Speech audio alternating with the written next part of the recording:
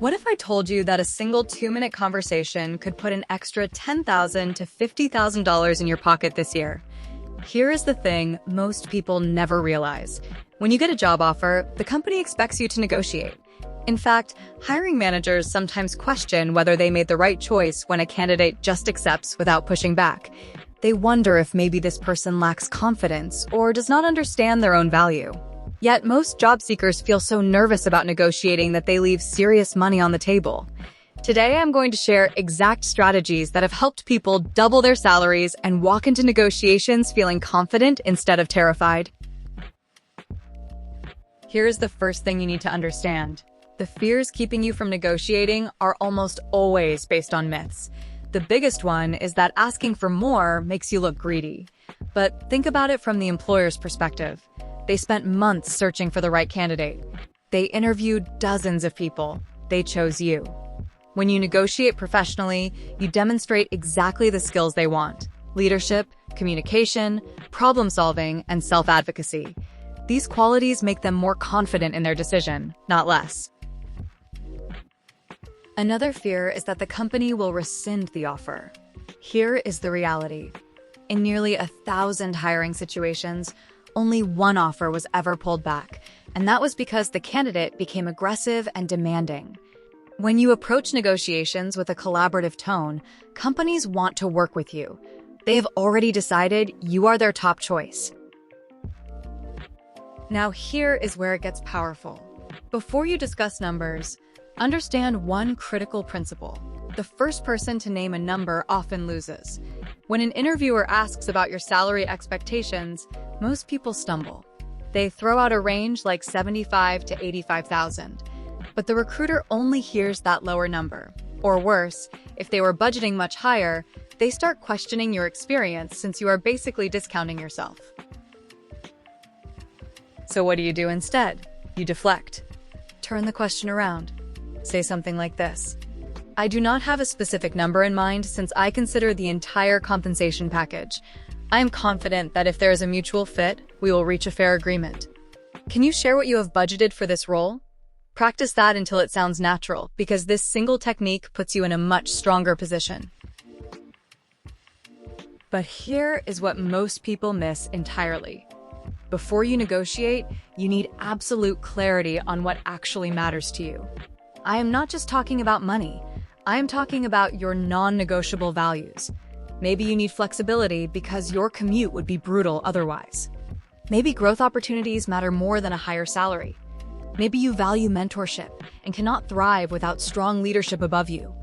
Identify your top 3 career values because these become your compass for every decision. Now, let us talk about the research that gives you real power. You need to know what the market actually pays for your role, experience level, and location. Look at job postings in states that require salary transparency.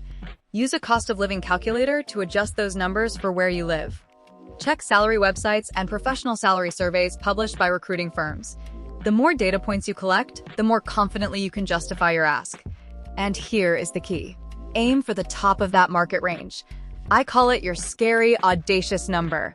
The one that makes your brain say, I do not know if I can ask for that.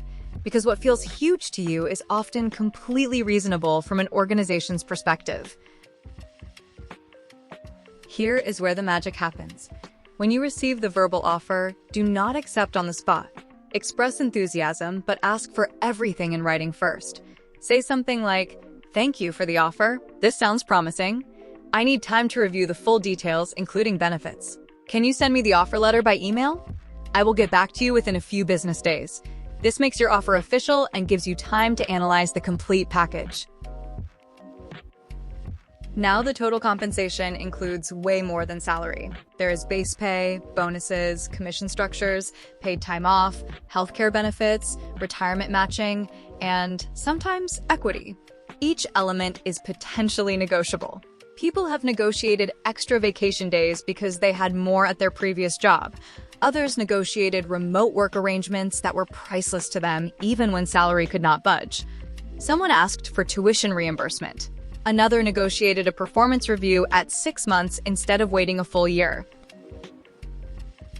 When ready to make your ask, Send an email saying you have reviewed the package and would like to discuss adjustments.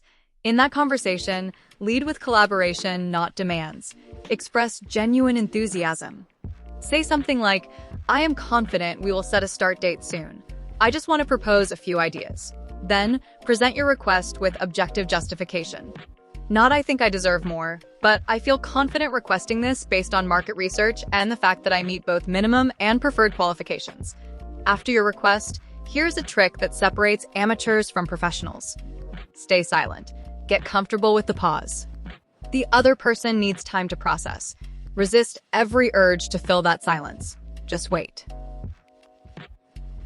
What if they cannot meet your full request? This is where creative negotiation comes in. If they max out on base salary, ask about increasing equity or bonuses. If those are set, explore fringe benefits. Maybe a signing bonus to bridge the gap. Maybe flexible scheduling. Remember, you are looking for a win-win scenario, and there is usually a compromise that works. Now, here is something that surprises most people. You can absolutely negotiate even if you've been unemployed. Your employment status does not determine your market rate. One person was out of work for over 2 years. When she got an offer, she still negotiated and secured an additional $15,000 because she had the preferred qualifications. Another person was switching careers entirely, and the new job already doubled their previous salary. They were tempted to just accept, but a simple conversation resulted in $7,000 more. For those interviewing internally at your current company, the same principles apply with one difference. They already know your salary, but that does not anchor you. A new role has new responsibilities and its own market value. Do external research, make your business case, and highlight your achievements within the organization. Use the fact that you already understand the culture and systems as leverage. Here is the bottom line. Salary negotiations take about 2 minutes, but can impact your earnings for years. Every future raise gets calculated from a higher base. The compound effect is enormous, and beyond money, you build a different relationship with your employer from day one. You walk in as someone who knows their value. So the next time you get an offer, take a breath. Remember, negotiations are expected. Do your research, know your values, lead with collaboration, make your ask with confidence, then embrace the silence. You will either confirm you have the best possible offer, or you will walk away with more. Either way, you win.